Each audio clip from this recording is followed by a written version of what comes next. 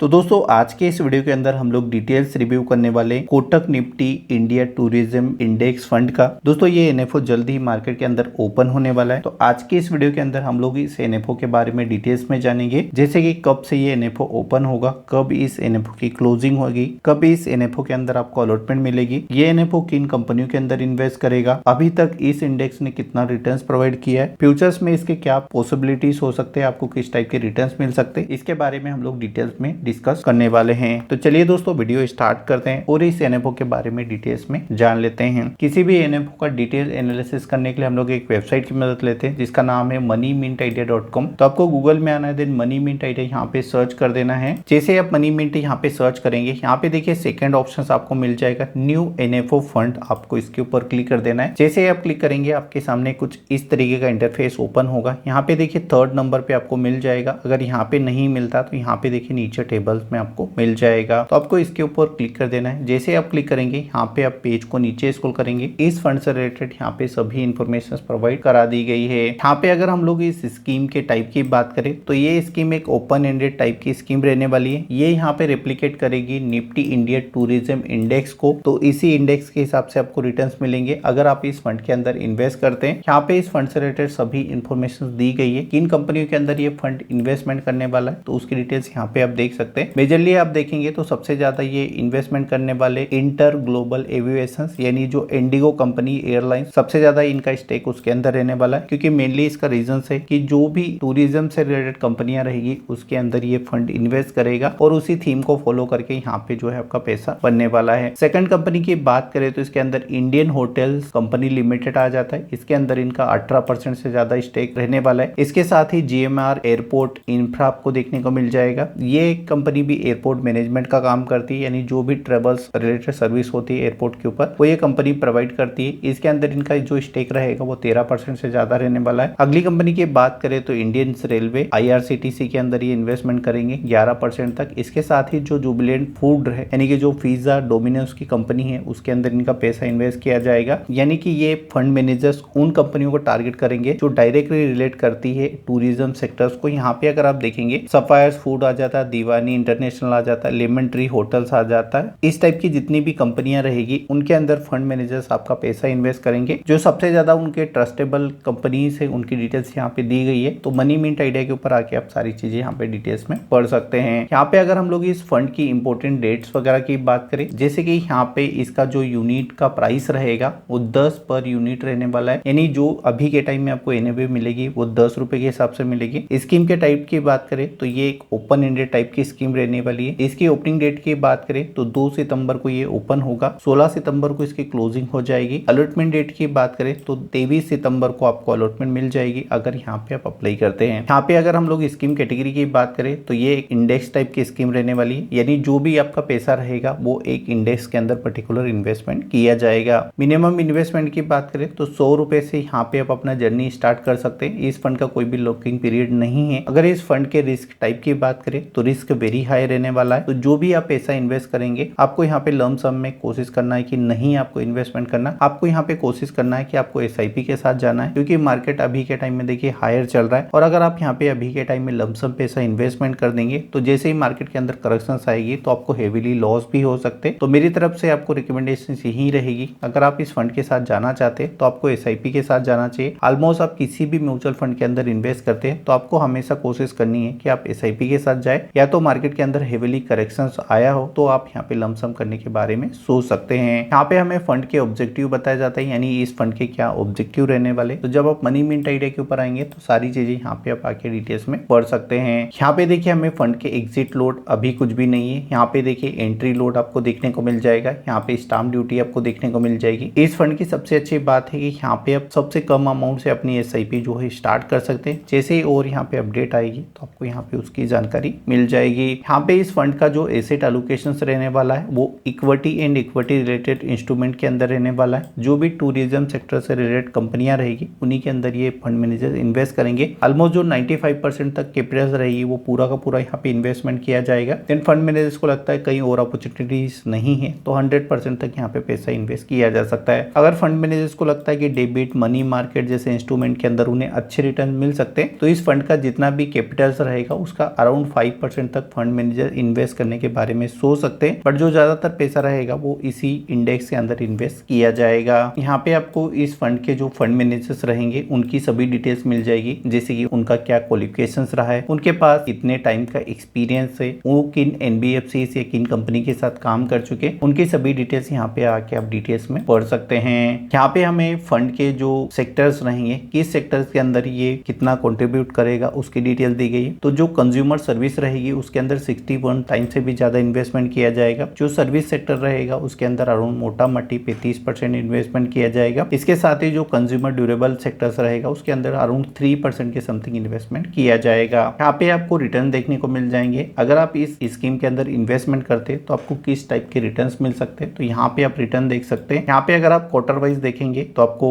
4.36 time के return, 6 month देखेंगे तो यहाँ पे 70.81 टाइम के रिटर्न, यहाँ पे अगर आप 1 साल का देखेंगे तो 42.75% का रिटर्न, 5 साल का अगर आप देखेंगे तो 25% से ज्यादा के रिटर्न, अगर आप इसकी जर्नी देखेंगे तो अराउंड मोटा मोटी 12.5% के रिटर्न। यानी कि अगर आप इस फंड के साथ लॉन्ग टाइम में जाते हैं तो आपको कुछ इस टाइप के रिटर्न देखने को मिल सकते हैं। बट आने वाले टाइम में जैसे इंडिया अगर ग्रो करता है, यहाँ पे अगर जो फॉरेन टूरिस्ट रहते हैं वो ज्यादा यहाँ पे विजिट करते हैं, तो ये रिटर्न्स आपको बढ़ते हुए देखने को मिल सकते हैं। क्योंकि अभी के टाइम में हम लोग कोविड से पूरे बाहर आ चुके हैं, तो जैसे जैसे ये इंडस्ट्रीज ग्रो करेगी उस हिसाब से यहाँ पे देखिए टूरिज्म सेक्टर बढ़ेगा, तो यहाँ पे जो है इस इंडेक्स के रिटर्न भी यहाँ पे बढ़ने वाले हैं। तो ऑलमोस्ट मुझे लगता है इस एनएफओ से रिलेटेड सभी इंफॉर्मेशन आपको मिल चुकी होगी। फिर भी अगर आपको कोई डाउट है या कुछ चीजें आपको नहीं समझ आ पाती, इस वीडियो के नीचे कमेंट करिएगा, मैं कोशिश करूंगा एक जनरल रिप्लाई देने की। चलिए दोस्तों, मिलते हैं और किसी नई वीडियो में नई जानकारी के साथ। चलिए, धन्यवाद।